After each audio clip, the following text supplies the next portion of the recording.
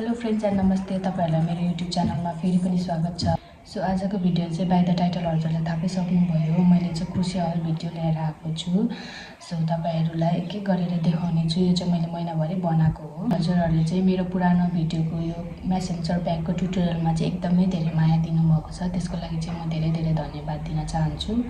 यदि तपाईहरुलाई आजको भिडियोमा जुनै पनि मेरो प्रोजेक्ट मनपर्छ, तपाईहरुले त्यो मलाई कमेन्ट गर्न सक्नुहुन्छ। नेक्स्ट भिडियोको लागि म त्यसको चाहिँ ट्युटोरियल लिएर आउने छु। र फर्स्टमा रहेको छ यो मेरो मेसेन्जर ब्याग, अनि यो चाहिँ मेरो पर्सनली पनि एकदमै फेभरेट हो। मैले चाहिँ यसमा डिटेलिङहरु के छ भनेर हजुरलाई बताइ पनि सकेको छु।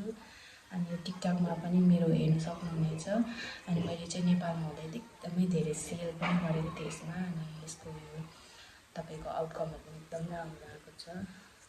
अनि सेकेन्डमा रहेको छ यो डेजी सनफ्लावर, अनि यो चाहिँ हजुरले डिटेलिङ पनि हेर्न सक्नुहुनेछ। यस्तो राम्रो आउटकम आएको छ।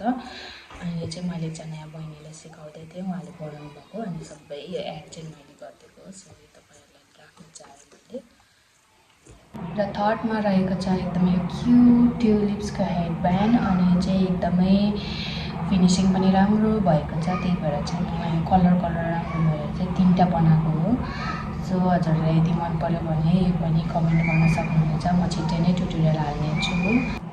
र यो लास्टको रहेको छ मेरो एकदमै स्पेशल, अनि यो चाहिँ मेरो बेबीको लागि बनाइदिएको हो। उसलाई लगाइदिएको पनि छुइनँ। यसको एकदमै राम्रो फिनिशिङ आएको छ। अनि मैले चाहिँ उसलाई हिँड्ने भएपछि मात्रै लगाइदिन्छु भनेर सोचिरहेको छु। ऊ चाहिँ अलिक हिँड्ने भएको छैन अहिले नै। अनि ऊ चाहिँ हिँड्ने भएपछि चाहिँ म हजुरलाई यसको लगाएको भिडियो पनि हाल्नेछु। मेरो छोराले म चाहिँ कहिले हिँड्ने होस् भइसकेको छ यो लगाएको दिनुको लागि।